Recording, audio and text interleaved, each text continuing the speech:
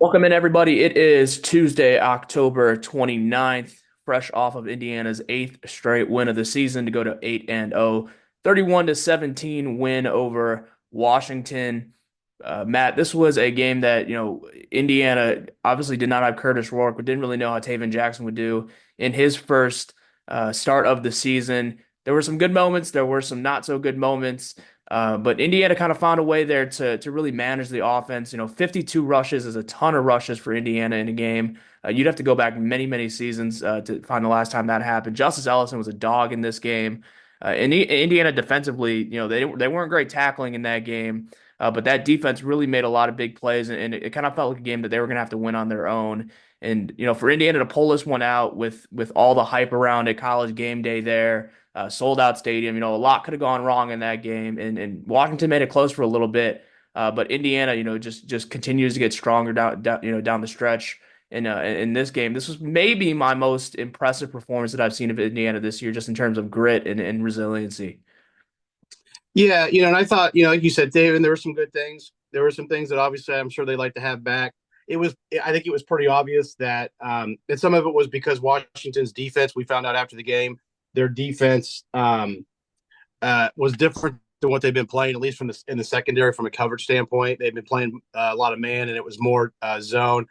But the passing game looked to be scaled down, to be honest. I mean, you didn't see the same kind of throws called. At least, I mean, they weren't made in the game. Maybe they were called, but Taven just didn't make them. But it seemed to be a little bit more simplified passing game. And then obviously, I think in the second half, I want to say they only threw the ball 5 times. Indiana did, and like you said, they ran it. 52. Obviously, a couple of those were the kneel downs, but still 50 rushes. Is a lot. That's a lot of rushes. So I thought I thought this was a game where they really got tested.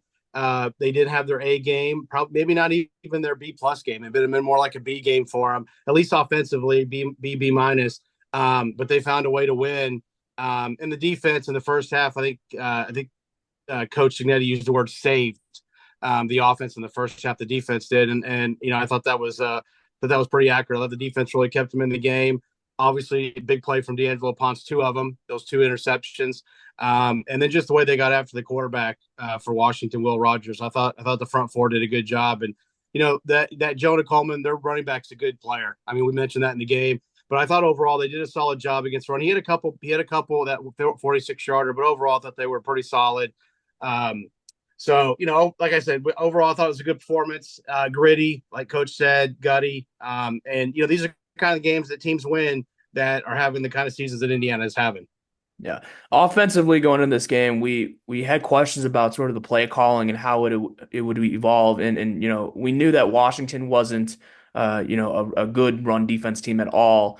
So to see 50 rush yards, maybe that's a lot more than we thought, but to see, a high volume of carries, that was not too surprising. But the fact that Justice Ellison got 29, and we know that Tyson Lawton, Coach Kurt Signetti said this after the game, Tyson Lawton tweaked something in his leg. I think it might have been a hamstring. So that might be played into the reason why Ellison got so many carries. But he made the most of those carries. It felt like every single run he was getting 3, 4, 5 yards. And to have a running back like that, you probably have to go back to Stevie Scott or maybe even a little bit further back than that to find an Indiana running back who you're confident can get you, those little chunk plays that will ultimately get you those first downs. So that I thought that was really good to see too. Yeah, and I think Stevie Scott's a good comparison. I mean, Stevie Scott, he had some big runs, but he wasn't really known as a Tevin Coleman type back where he would break off that 60, 70-yard run. But what he did give you is he almost always got you positive yards. And the other thing he did give you that I thought Ellison did a great job was yards after contact. I mean, there were so many runs where he was getting 2, 3. I mean, there was a third down run. I think it was 3rd and 6 on that drive after it was 17-14. I think he drugged like 2 or 3 guys the last 2 or 3 yards to get that first down. Even on his touchdown run, he got hit probably around the 3 or 4 yard line, bounced off some guys, broke some tackles, and was able to get in. So, yeah, he was a beast. I mean, he was a total beast on Saturday. Hopefully, Tyson Lawton's fine going forward. The one good thing about running back is for Indiana is if for some reason he's limited or is not able to play, and we don't know. I mean, we just know that he got tweaked and they reduced his workload. Kalen Black has been terrific when he's gotten an opportunity, and Elijah Green has been really good. He's not gotten a ton of opportunities, especially since we've gotten into Big Ten season, but he's shown that he's more than capable. So that's one of those positions where you could absorb a loss and be okay for a game or two. And hopefully that's not the case. Hopefully he'll be good to go a lot, and that is. But great job by the O line in the second half and the running back, especially Allison. Yeah. With Taven, I want to talk about him a little bit more here. 11 for 19, 124 yards, a touchdown, and then an interception that was a little bit iffy. It looked like the guy got there a little bit early. Could have been a PI, but nonetheless, it wasn't a great decision by Taven to throw that ball anyways, just into that tight window. He had some. I just went back and kind of looked, rewatched the tape. He had some really nice throws, really nice anticipation throws, but there were also, you could see him kind of processing things a little bit slower than Curtis Rourke would, just going through his progressions. And it felt like after that, the opening drive in the second half where he threw that pick, it felt like Indiana really closed off the playbook in the passing game a lot, which, we kind of figured that they would take some things off the table that not, without Curtis Rourke. But I didn't really expect Indiana to go full blown, just ground game rushing attack in the second half. For Taven, you kind of got to protect him a little bit, right? Because you don't want him to make too many mistakes there, especially when that game was still tight in the second in the third quarter. Did what were kind of some things that stood out for you, Matt, with his performance? Things that you think he can improve on going forward if he does end up starting this Michigan State game? Well, I mean, we talked about it in the press box. The arm talent is evident. I mean, the way he can just flick his wrist. He made a couple throws where he kind of had to throw off his back foot because he was getting a little bit of pressure in the face, and just threw absolute BBs. The mental part of it doesn't surprise me that maybe it was a little bit slow coming for him because he hasn't played a ton. It's a new offense, and then Washington, and not to make excuses, but they threw a curveball. They kind of changed up what they did in the secondary, and I'm sure when they found out Taven Jackson was probably going to play, that might have been part of it. Switching that up a little bit. So, I thought overall he was solid. The talent's there. It's just, some people maybe, oh, he's not the quarterback. He can't be the quarterback next year. I think one game is far too small a sample size. And I'm not even going to talk about last year because it's a totally different offense, totally different team. I'm going to judge him on what I've seen this year. I still think he's got a chance to be the guy next year. Obviously, we're still playing this year. But there's a lot of good things. And then, he showed in the run game that he can give you something there too that Curtis Rourke can't give you. He can make some plays with his legs, and get some positive yardage. And if you would happen to play this week at Michigan State, I think you could probably see a little bit more of that. I would also think that you might see the passing game open up a little bit more just because he should be more comfortable in game two than he was in game one. I mean, look, we saw Curtis Rourke in game one. He wasn't terrible, but he wasn't the Curtis Rourke that we've seen for most of the season. It was kind of an iffy performance against FIU, first game of the season. So you kind of expect those hiccups or jitterbugs or whatever you want to call it. I think if he plays this week, I would expect him to be a lot better, even though it is on the road. Yeah, and that's another thing too, right? Because obviously he came out firing Taven did in the second half against Nebraska. He was really good in that game when he came in relief. And it's a lot different when you're going into a game week. You have the full week to sit there and kind of think about, okay, I'm starting. I'm getting all these first team reps, and you have multiple days that you have to kind of sit in that thought process, which is a lot different, right, than coming off the bench cold and in the heat of the moment. And like you said too, obviously Washington had a full week. Well, they had 2 full weeks because they were coming off a bye, so they did obviously were able to watch that Nebraska second half game film. So it's a lot different too, right, for a guy that had been sitting on the bench all year, thrust into duty kind of on the fly rather than a guy who's sitting there for a full week and kind of dwelling on the start he's about to make. Yeah, when you come into a game 28-7, or you come in the second half. Now, obviously, he kind of probably knew at halftime he was coming in because Roar got hurt at the end of the first half. But it's a little bit different. You don't have all that week to kind of think about it, lay in bed at night and think, oh, geez, what if I do this? You don't have that time to kind of stew over the possibilities of making a mistake. Like I said, overall, I thought he played solid. No matter how he played, short of being Patrick Mahomes, it wasn't going to be what the fans have been used to all year. Curtis Rourke has been spectacular. And like I said, I did not expect Taven Jackson to play anywhere near that level, not because he can't, but just because in his first start, not playing all year and following a guy who's played at that level, that's just unrealistic. Like I said, I think if he gets another start, I think the play will even be better, and I think that they have full confidence in him. Hopefully, Curtis works back because obviously this team is one of the best offenses in the country, and certainly one of the best in the Big Ten with Curtis Rourke at quarterback. So hopefully he's back, but if he's not, Taven is more than capable of leading them to a win up in East Lansing. One thing with young, and this is not exclusive to Taven, but one thing, especially with younger quarterbacks too, is a lot of times they need to see a couple, it's just like basketball. You need to see a couple shots go down. You got to see a couple completions, go down early for to really kind of settle in. And even going back to last year with Taven, it really felt that way where if he started a game slow, it was really hard for him to kind of get into that rhythm. We saw it in this Washington game. I think it was maybe the first quarter, early second quarter. He had Elijah Surratt on that go route. And he just missed him. Surratt was wide open on that go route, would have been a touchdown. And after that, it never seemed like he kind of really got into a rhythm there. But what I do love about this offense, and especially the receiving room, we've talked about it all year. All 11 of Taven's completions went to 9 different receivers, and I like that. The fact that they were able to switch out quarterbacks like that, and they were still able to spread the ball around like that. Just really giving guys, different guys opportunities to make plays. And it's so hard for opposing teams to key in on one guy. And for Indiana, their leading receiver had 1 catch. That was Omar Cooper on that long touchdown. To have that many weapons for a young quarterback like that coming into his first start, it's such a luxury for this kind of team. Yeah, absolutely. I mean, if you just had like one stud and like 3 or 4 guys that were just okay, it's much easier obviously to defend. In this case, you got a bunch of guys. We've said it all year. Every week it seems like Surratt's been pretty consistent, but every week it seems like somebody else kind of steps up, and so that's a big deal. He even got Zach Gordon got a couple catches, which doesn't seem like a lot, but for Zach Gordon, that's kind of a lot for him because he hasn't been targeted a ton in the passing game. So yeah, it really helps. He definitely. I'm looking at the stats. He targeted Surratt 5 times. So he was definitely trying to get him the ball. They were only able to connect once. Like you said, that one, I'm sure he'd love to have that one back because Surratt was pretty wide open. I mean, he was about a yard behind the DB, and it just looked like he just a little bit too fired up. He just put too much on that ball and threw it out of the back of the end zone.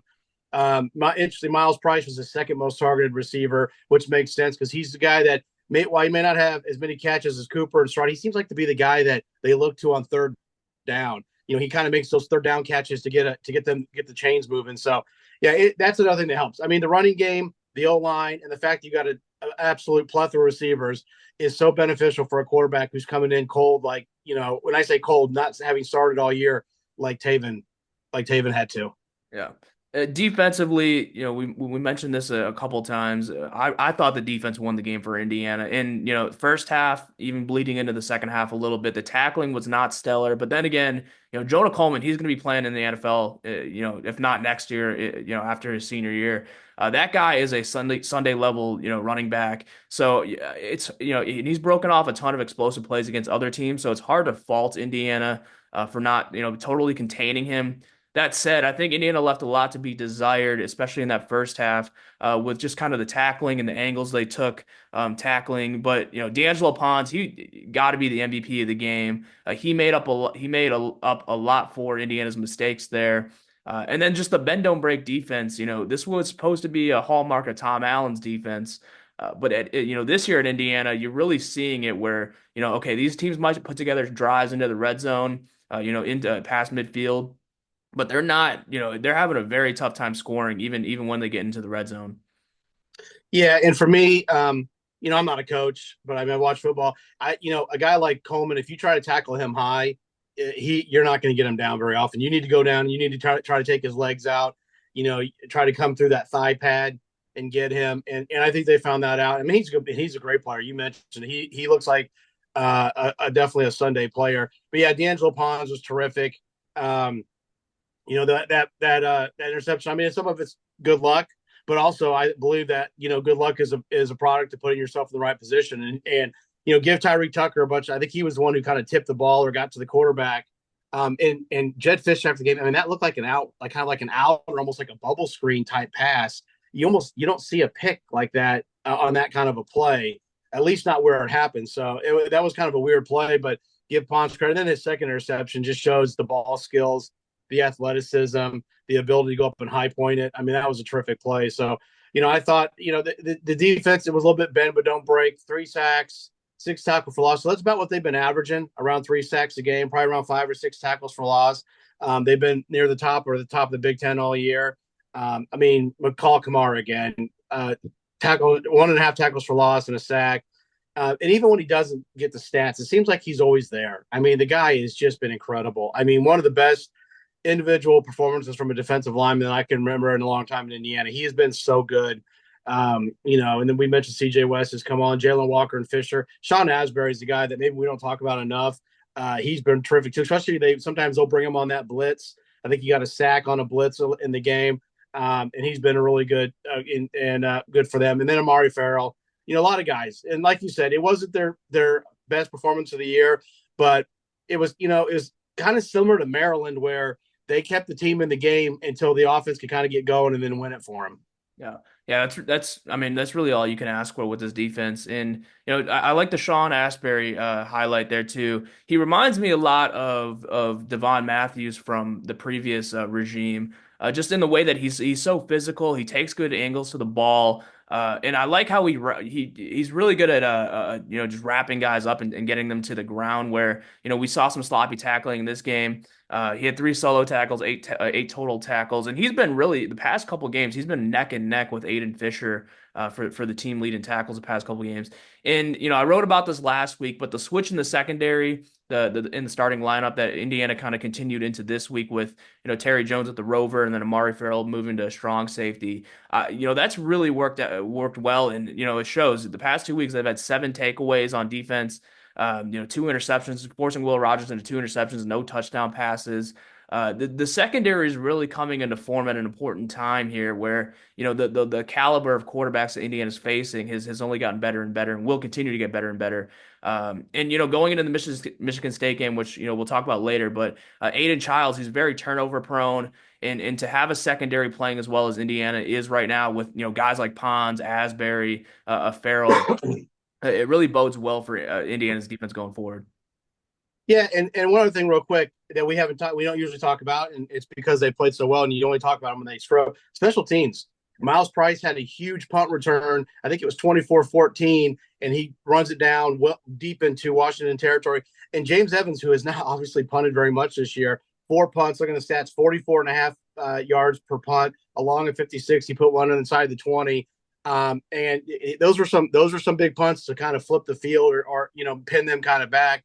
And then you look at the returns. I mean, they did have a 29-yard kickoff return, but 2 returns for 47 yards. I mean, the coverage team did their job. So kudos to them too. And then I know Radishik has mainly been kicking extra points, but he's been nails. And he did have a field goal in the game. But yeah, I just want to give a shout out to the special teams just because I thought they were a big part of it too. And like I said, that return but for Miles Price was a big play in the game when I think it was, like I said, I think it was 24-14. I think they went down and got the touchdown. If I could have that wrong. That was a big play to get, it was like a turnover. I said in the press box, they kicked it from like the 25 or 30 and he ran it back, I think around the 15 or so. That was like getting a turnover, a fumble or a pick. Just from that return. So, but yeah, the defense, Asbury has come in and been a great player for them. You kind of wondered where he would play. I thought he would be the rover, and he's been back there on the deep in the backside of the defense at safety. Has done a great job. And even though he's not the biggest guy, I mean, you see him, he's 5'9", maybe 180, 185, whatever it may be. He plays like a guy who, because Devon Matthews is a pretty good sized player. He plays like a guy who's much bigger. So yeah, he's been great. And I know we're going to talk about Michigan State, but that's one of the things I looked at. Childs got 9 interceptions. Yeah. This is your opportunity to really, if you can fluster him, I think he's going to put the ball up a couple times for grabs, and that's an opportunity to go make some plays and get a turnover. Yeah. I did want to hit on special teams a little bit more there because I thought the 2 biggest plays of the game were obviously the Pons pick six and then that Price punt return. And I think his first punt return of the game that we were like, what are you doing, man? Because he's had a couple of those this year where he's been solid in catching the ball and actually not muffing it or turning it over. But he's had a couple returns this year where he's kind of dancing back there. He'll lose a couple of yards here and there, and it's like, okay, you just got to go upfield. And for Indiana to still have confidence in him and kind of give him that leeway to really make something happen there. And on that punt return, that long punt return, the blocking for Indiana was phenomenal there. The downfield blocking. I think it was Kalon Black. He was back there like 30 yards in front of Price, just really kind of holding on to his guy to spring Price loose. So you're right. I mean, the special teams doesn't get enough love this year, but they do rank like I think top five maybe. I think at one point they were number one in ESPN S&P Plus on special teams. So they've done a great job. And then Nico Radicic, you mentioned the one field goal. I know it was a chip shot. It was literally at the goal line. But that was a huge field goal because, Indiana at that point, what was it, 14-7, I believe it was, right before halftime. Radicic kicks that to make it a 10-point game, and he was kicking from the left hash too, which is not the easiest thing, for the ball not to be centered for kickers. So for him to kind of make that and step up in a big moment, I thought was really key. I would like to see him take more longer field goals, but Indiana this year with their offense, it doesn't seem like Kurt Cignetti is whether he's not confident or he's overly confident in the offense. It doesn't look like they're gonna settle for many field goals this year. Yeah, it would be interesting if obviously all their games have been 2 touchdowns or more, the margin of, but it'd be interesting if you came down, they're driving down the field, it's a tie game, and you get down to like the 32, 31 yard line, and it's fourth down, you got like, I don't know, 20 something, whatever it may be, or a minute to go. Would you kick that field goal? If it was the down and distance, you'd feel comfortable going for it on a fourth down. So I don't know. My guess is, I know he had the injury last year that's kind of held him back. It seems like he's getting his stride. I mean, when he kicks, I know it's extra points, but they're right down the middle and they're drilled. I would think he's got range. I know I want to say one telecast, they said that they saw him out warming up. I want to say it was like 51 yards. Of course that's warm ups, but I would be interested to see him try a field goal in the high 40s, right around 47, 48 yards, just to see, I think he can do it. I mean, obviously he was a big time high school kicker, but it'll be interesting if they ever come down to that. What's the plan? If you have to kick a field goal to win the game or to tie the game or something like that. Obviously, so far that's not even come up because they're beating everybody by multiple scores. But special teams has been great, and Price. One thing about punt returners, you got to make that first guy miss. A little bit different than kick return where you're just running upfield. Sometimes though, it looks like he kind of dances a little bit too much. He did on that first one. Once he made that first guy miss, just get upfield and try to get what you can. And I thought he did that on the long one. He made a guy miss. Another guy who got a great block, Solomon Van Horst, I think was behind the defender, and he literally sprinted past him so he wouldn't get a block in the back and got around in front of him, was able to get a block on him to help spring that. I mean, that's the kind of stuff that great teams do. Everybody doing their job. That's not going to show up in the box score. That's not a sexy play for Solomon Van Horst. That's just a blue collar play for him. But it's a big reason why he was able to spring that. And kudos to him for that. And for Price for that big return. And I looked it up. It did lead to that touchdown that made it 31-14. Yeah. Yeah, it's the buy-in from this team, and they're just so well prepared. And we also do need to mention, Matt, Indiana through 8 games has still not given up a first quarter score. Not even a field goal. I mean, that is someone's got to have the stats out there. I mean, in the history of college football, when is the last time that has happened? 8 games into the season, you haven't given up a touchdown.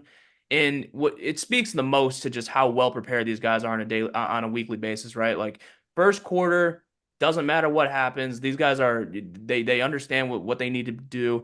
And this was a something that plagued Indiana in previous season was they came out so flat in the first quarter, and it looked like, they always put themselves behind the 8 ball. With this team, they never beat themselves, especially early, right? And obviously they haven't Yeah. struggled yet this season, but they don't do anything to put themselves in a spot where it's like, okay, this might be an insurmountable deficit to come back from. Absolutely. You make a great point. The plays that happen in the first quarter are just as important as the ones in the fourth quarter. They just don't get highlighted as much because they're not at the end of the game with like 2 minutes to go in the game.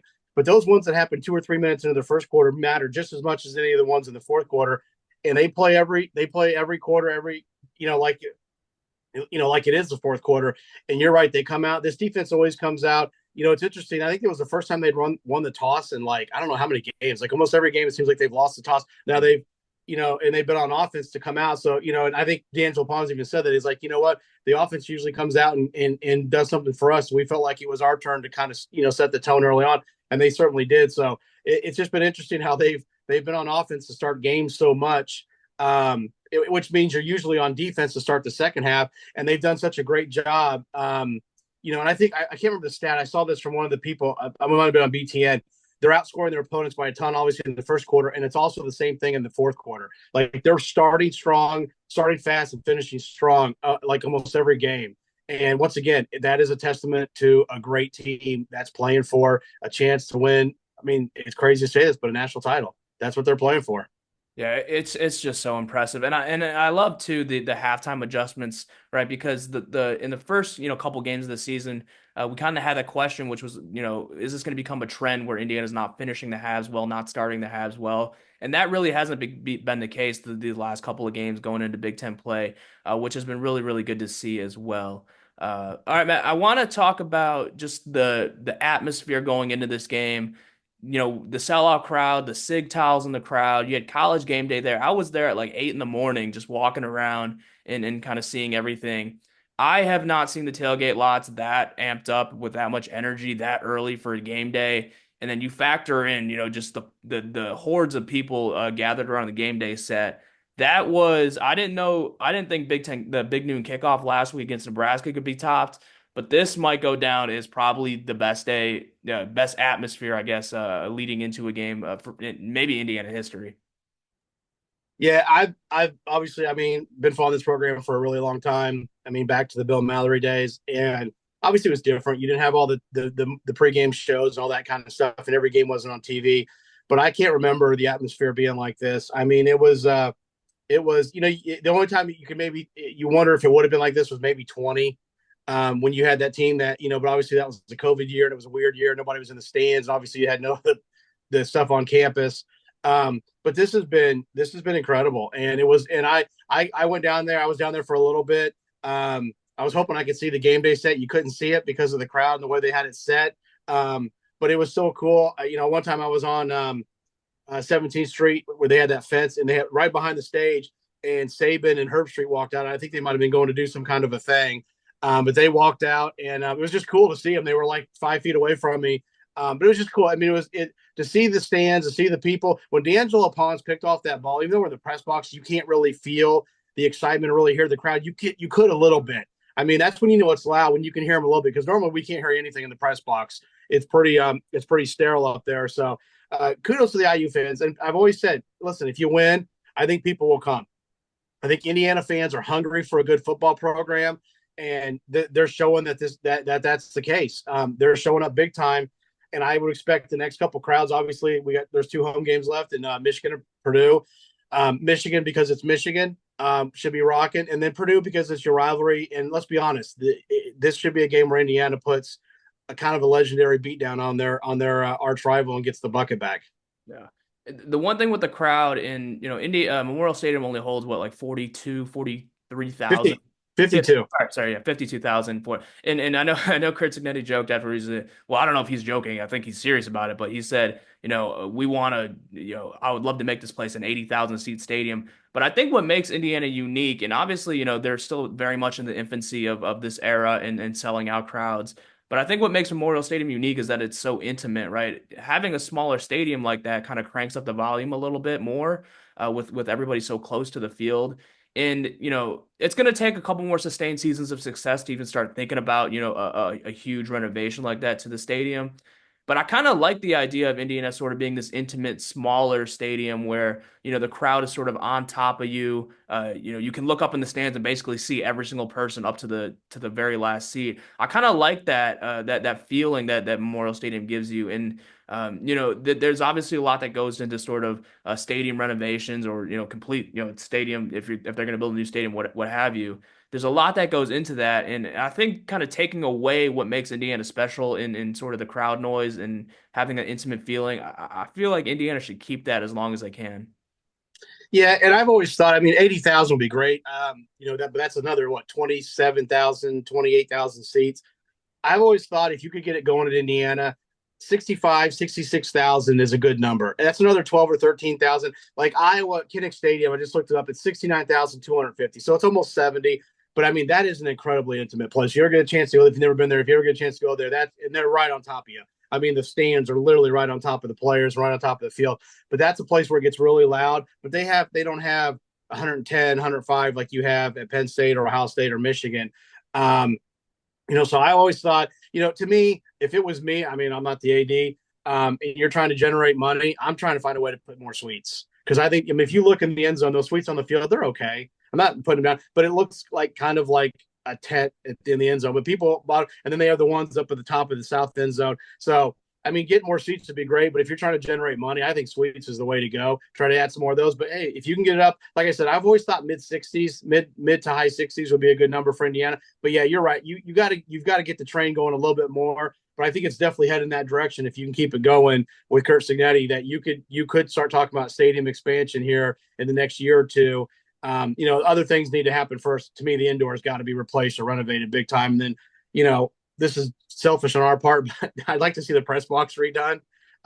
Maybe have an elevator that doesn't take, a day and a half to get from the first floor to the fifth floor. But that's us kind of being a little bit selfish. But yeah, there's things you can do. But it would be cool to see Indiana if you could get 65, 70,000 people in there, what it would sound like, what it would look like. But I also agree with you. Don't lose that kind of intimacy and that feel of being everything's really close and because you can still be loud and not have to have 100,000 people. Yeah. You talk about suites, and this is something I've been thinking about too. And I guess the most logical place to put them would be on the opposite side of the press box, the east stands.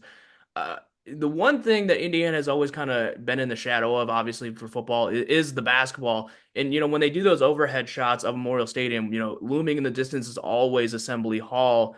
And I kind of would like to see them if they ever did stadium expansion to put suites up on that east side to kind of cover up Assembly Hall. Not that Assembly Hall is not great, not that Indiana basketball doesn't mean a whole lot here, but to sort of take away, really put Indiana football out of the shadow of the basketball program because obviously Indiana is known to be a basketball school, but if they can really get this thing rolling, you put suites up on the east side, get kind of take away that view of Assembly Hall, and this has really become at that point it would have to really become not just a basketball school, but something that the football program can be proud of as well.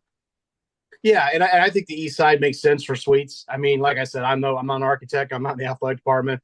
I have no idea what their plans are, but I've always thought that. I mean, it also looks like in the south end zone in the corners. I don't know if you could, but there's those open areas in the corners. Maybe you could do something there.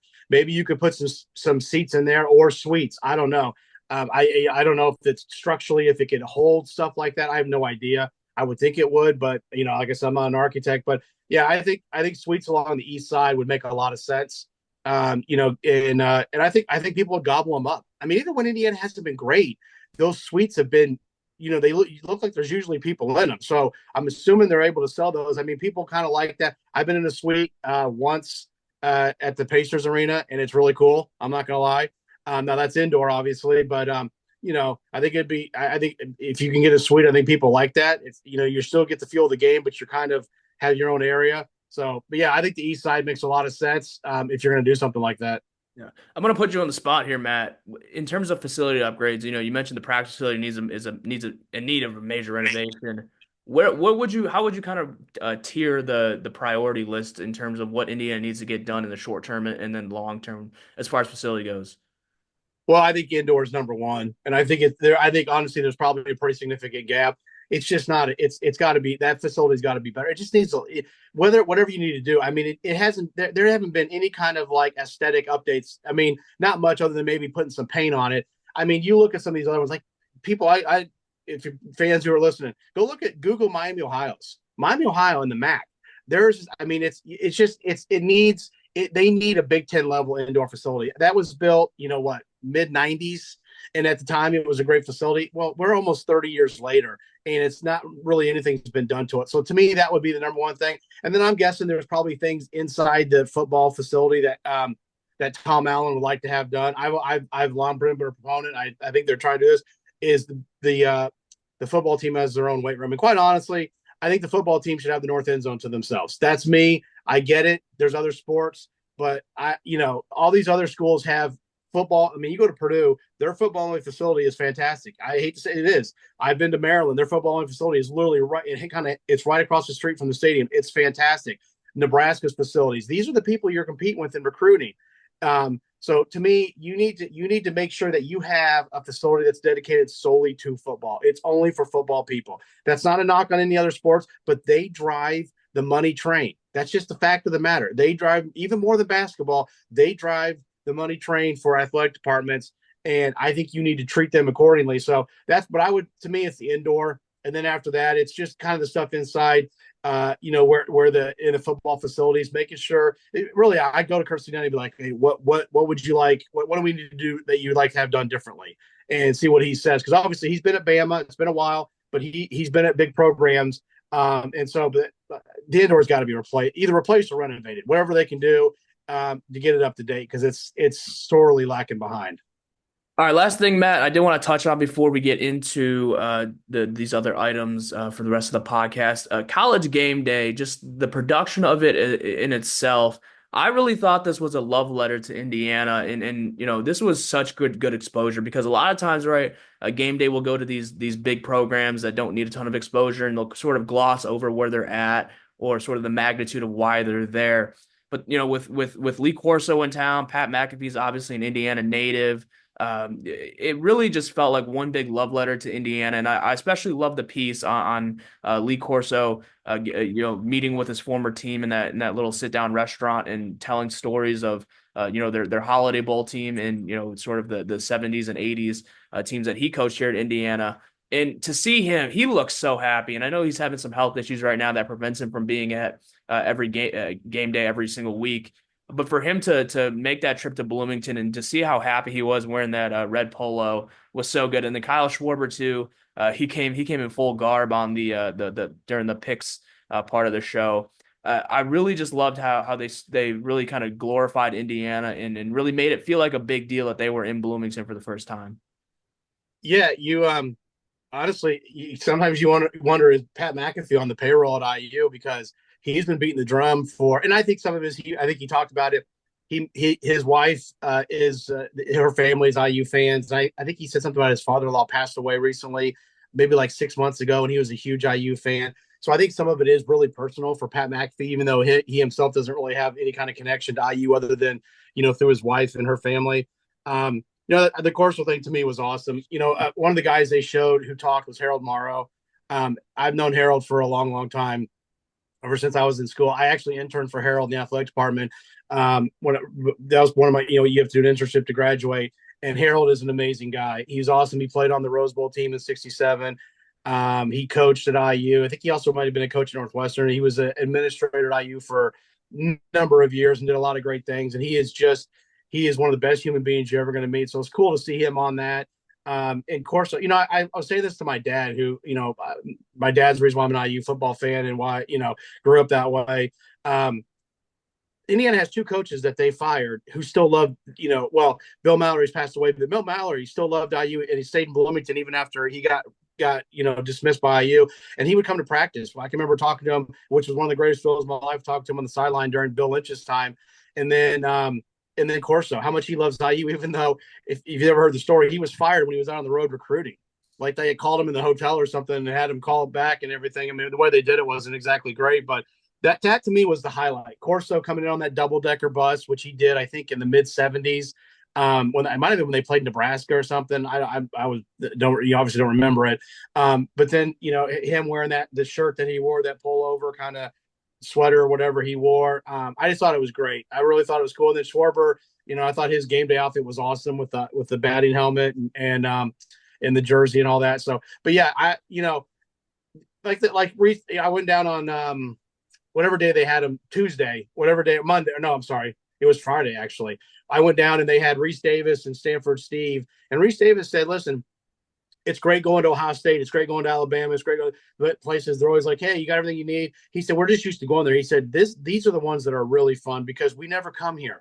And he said, the one in 17 doesn't count. He even said there's an asterisk by that. We were never outside. We were only in the stadium. We didn't have the full production and all that kind of stuff. They didn't build the stage. So it was totally different. And it's it's cool when a program like Indiana, Kansas, I don't know if they've ever been to like Duke or somewhere like that, but some of those places where winning is not part of and big time winning is not part of their football program. And you could tell they loved it. And the fans were great. They were great the week before, and they were awesome again for game day. Yeah, that can only help too. The amount of students that showed up early for Big Noon Kickoff and College Game Day. The fact that they were so loud, you could see them on TV. Just they opened the gates an hour and a half earlier than they were supposed to get into the game day set with how many kids were there waiting to get in.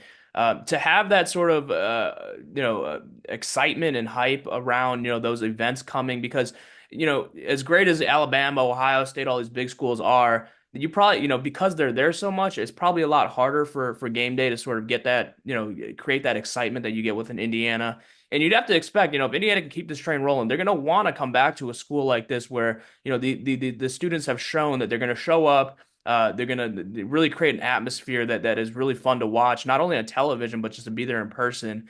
And I think it can only help because we didn't really know what to expect when Big Noon Kickoff and Game Day came here, and I think the students especially deserve a ton of credit for really showcasing what this program has turned into and the hype level.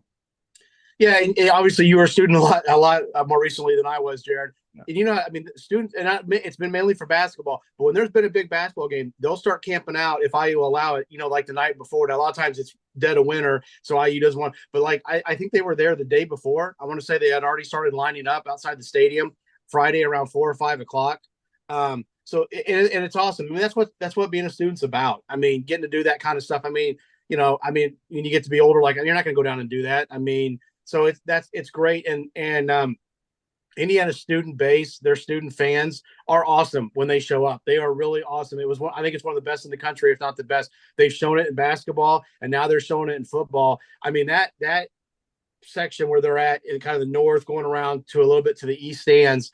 They didn't leave. And I get it was a competitive game, but they were loud all the way through. They were awesome, and it was the whole stadium. But give the students a ton of credit because I know they've taken some flack over the years, but when they perform the way they have, when they've showed up, they deserve all the credit in the world. Yeah, I mean, you just put a product on the field, and they're going to come. And obviously, this is not a basketball podcast, but the basketball team has not been great in recent seasons. For the last decade, and Indiana fans keep showing up for that. So if Indiana can sustain this winning, I think you're going to see the at least the student section, a lot more packed going forward. And it was just so great to see from a national level to see all that exposure on game day and all those students there, fired up and everything too. So that was really great to see. All right, last thing here, Matt, before we get into this Michigan State game on Saturday is Curtis Rourke. Kurt Cignetti yesterday in his Monday press conference said they're optimistic that Rourke could play against Michigan State. Obviously he's only a week removed from having that thumb surgery. So there's a lot of things that are that are going to go into whether he plays or not. The most of which is can he grip a football? We don't know. Pete Thamel reported that he's started throwing this past weekend. But from that standpoint, Kurt Cignetti is not going to be one, especially with something like this. He's not going to be overly open about something like this. Do you kind of have a vibe of sort of Rourke's condition at this point? I would probably put it at, I mean, maybe this is, not what people want to hear. I would say 50-50 right now, based on what we've heard. They said optimistic, but it also comes down to, you can't put him out there if you can't grip the football. I don't think I think it's supposed to be mid 50s, which isn't bad trust me, I lived 10 minutes from East Lansing for 4 years of my life. And when you get to this time of the year, if you got temperatures in the mid 50s, that's not bad for Michigan. So if that's the case, that to me, because to me, that'd be the hardest. If it was either precipitation or really, really cold, to where, when you get really cold and your fingers get everything kind of gets stiff and like that. So, to me, it's can he handle it? And, I don't believe they'll play him if there's any risk of, maybe re-injuring it or making it worse. I may just come down to, can he tolerate the discomfort? I don't know if it'll be pain. But can he tolerate the discomfort? And if there is pain, can he overcome that to throw the football? Only Curtis, I'm sure if he can. I mean, he threw the ball a couple times after he hurt it, and when you see that picture of his nail in the helmet of the Nebraska player, and you see the blood squirting out, and you think about how bad that must have hurt. Like, we've all probably torn a nail. It's incredibly painful. And the fact that he even made a couple of throws after that's pretty impressive. So, I would say at least 50-50, and I wouldn't be shocked if it's a little bit higher, but I think at worst it's 50-50 that he plays. And if he does, I expect to see the same Curtis Rourke we've seen all year. And if he doesn't, I think like I said before earlier in the podcast, I expect to see an improved Taven Jackson. Yeah. And let's be honest too, right? The coaching staff knows what's at stake. Curtis Rourke knows what's at stake. And, obviously they're not going into games thinking we could lose this game. But they understand, right? We kind of got to run the table here if we're gonna have any shot at the college football playoff. And for as much as Chris Gnetti wants to play off that he doesn't look that far ahead, that's got to be something in the back of your mind, right? Where they simply cannot afford to lose these games other than Ohio State. And Curtis Rourke too, right? This is his last college season. He's a Heisman contender.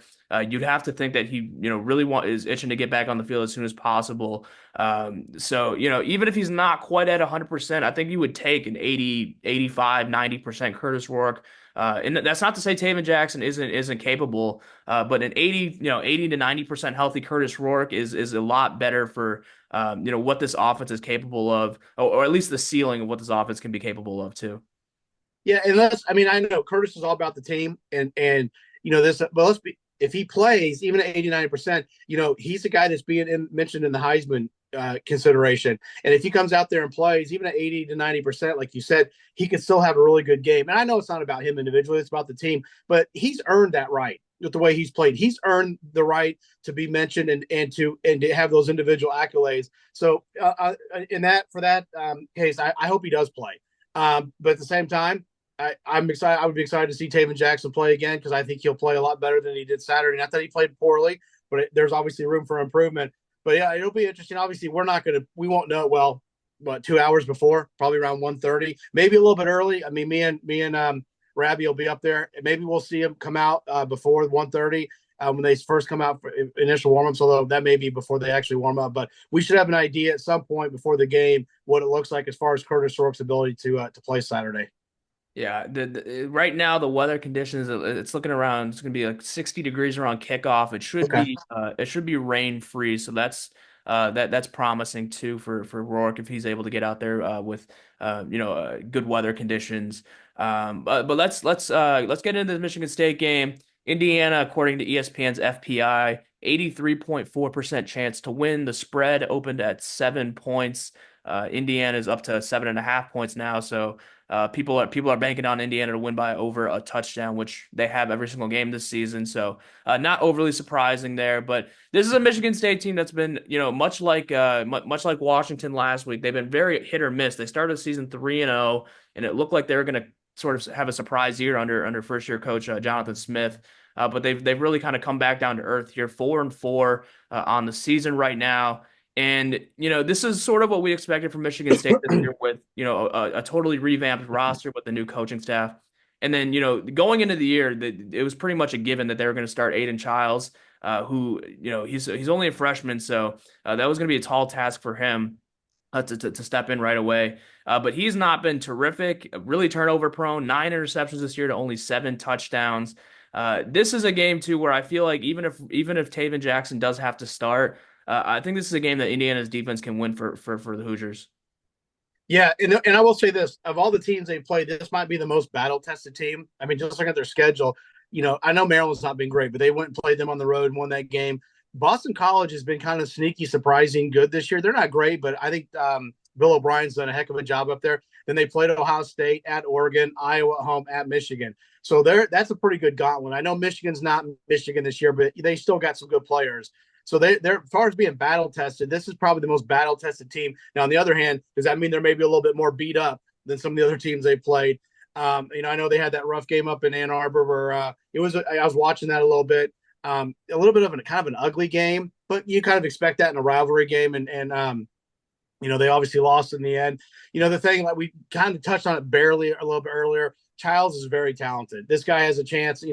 I'm not comparing him to Raiola, but like Raiola, he's got a lot of talent. He may have next level ability, but he does make mistakes. 7 touchdowns, 9 interceptions. So I think you can force him into some mistakes. It'll be this to me is really Indiana's first true road game. And I say that I know Northwestern, there was people, but it was like you were there. It's like what, 15, 20,000. I mean, and I know it was kind of loud, but there was probably almost as many IU fans as Northwestern fans. UCLA, listen, it was cool to go there. That's not a difficult road test, in my opinion. First of all, LA fans are laid back by nature anyways. And then it wasn't a full stadium and there was a ton of IU fans. So this is to me, their first true road test. It'll be interesting to see how they come out. If they can come out and get off to a fast start like they've done all year, like we've talked about, I think that would be huge, especially for a Michigan State team that's lost 4 out of 5. They're probably looking at this as just a pretty important game. They still got to go to Illinois, which won't be easy. Then they got Purdue and Rutgers at home. Those are probably 2 winnable games, but still, you don't want to have to go into those last 2 games at 4 and 6 and needing to win those to get to a bowl game. So this is probably a game that they really are going to come out and try to. And plus, as crazy as it sounds, they get to knock off one of the top teams in the country. That's their goal. Knock off a team that's going for the playoff bid. So I expect Michigan State to come out and play well, but I do think the defense can cause them a lot of problems. And I think Indiana can do enough offensively to get this win. Yeah.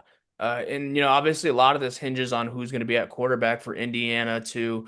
But if Indiana does go with Taven Jackson, you'd have to imagine that Michigan State's going to try to stack the box a lot like Washington did and really shut down that run game and make Taven Jackson beat you through the air. So a lot hinges on that quarterback situation, which it's looking like it's going to be sort of a game time decision at that point with Curtis Rourke. But we'll ultimately see. And then Aiden Childs, too, it shouldn't be discounted. Now, this isn't the first time this year that Indiana's faced a dual threat quarterback who can scramble and run. But he's given some teams some fits this year on the ground. And, Will Rogers was not much of a runner last week. But for Indiana, we've seen them struggle a little bit in the, containing quarterbacks. That Northwestern game comes to mind, obviously. So keeping him in the pocket, I really think it's going to come up front for Indiana in the front seven. Linnell Carr, Mikael Kamara, really containing Childs in the pocket, and Michigan State has a good stable of running backs as well, with K'Ron Lynch Adams and Nate Carter. So I think if there's one area that I think is gonna really make or break whether or not Indiana can pull away for a big win or not, I'm looking at that front seven to make a lot of noise for Indiana. Yeah, and just looking at some of the stats here, they're at the bottom in turnover margin -7. Michigan State is. They've given up 7 fumbles and 9 interceptions. They're down at the bottom in sacks allowed. And like I said, some of it could be they played some good defenses. Iowa's, even Michigan, as mediocre as they've been offensively, their defense has still been pretty solid. Ohio State defensively, like I said, Iowa, they played Oregon. So they played some teams that can get after you. I think obviously turnovers are always big, and we say that Indiana was -4 against Maryland and won.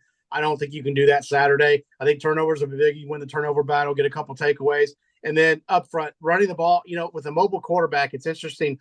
They're not great running the ball. At least in the Big Ten, their rushing offense is 13th. They're at 137 yards a game. Which now, like I said, they played some good defenses, but you think you'd be a little bit better with a guy like Childs back there. So to me, you got to stop him on first down on those running plays, early downs, and then force him into some long second and longs, and then get after him, and then hopefully keep him contained, and he can hopefully get some mistakes out of him. And then offensively, they're basically middle of the pack across the road defensively, which is you kind of expect. They're middle of the pack record wise. So get the running game going. If it's Taven, get the running game going. Hit him pass if it's Curtis. And if it's Curtis, you're going to run your offense. Especially like you said, if it's 60 degrees and nice weather, that's perfect. You should be able to run your offense. You can protect Rourke.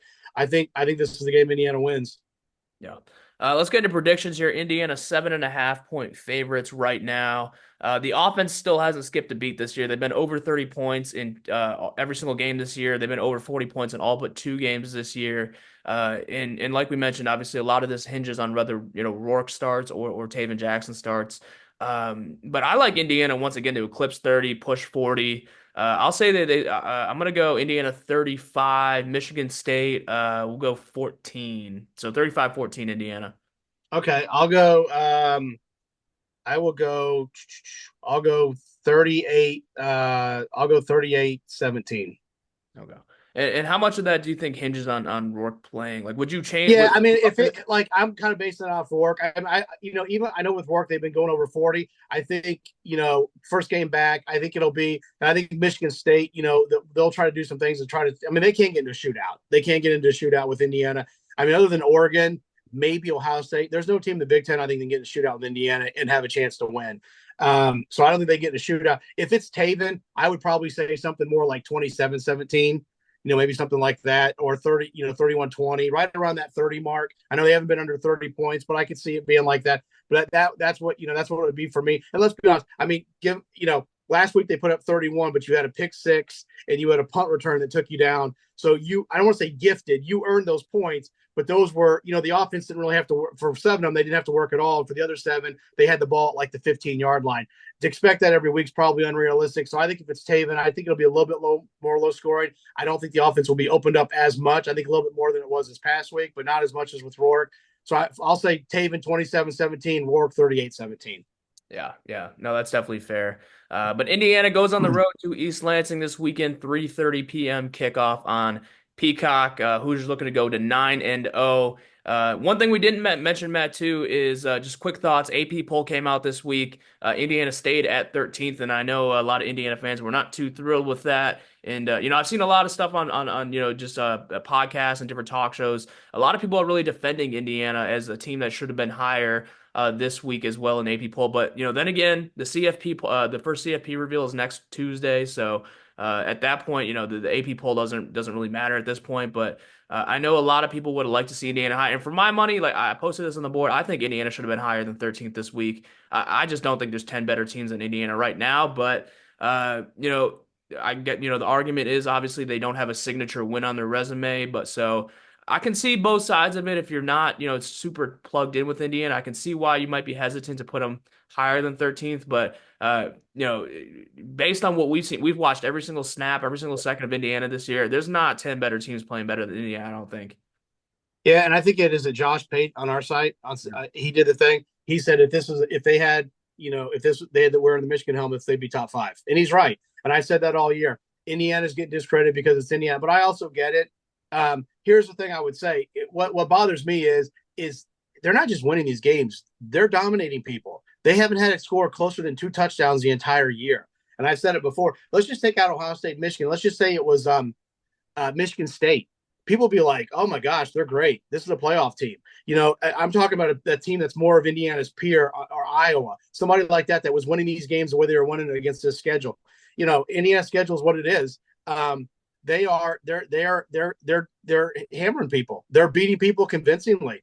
And like I said, I think Josh said it best. If this was a team that was a name, traditional power in the Big Ten, they would be probably top 5, no worse than top 10. It is what it is. Keep winning. If you keep winning, they can't keep you out. That's how I see it. Just keep doing what you're doing, and they can't. And it doesn't really matter to get to the end of the season anyway. No, no, it really doesn't. But the fact that Indiana's still in the CFP hunt this late in the year is just uncharted territory for the Hoosiers. But they'll look to go to 9-0 this weekend on the road in East Lansing. 3:30 kickoff on Peacock.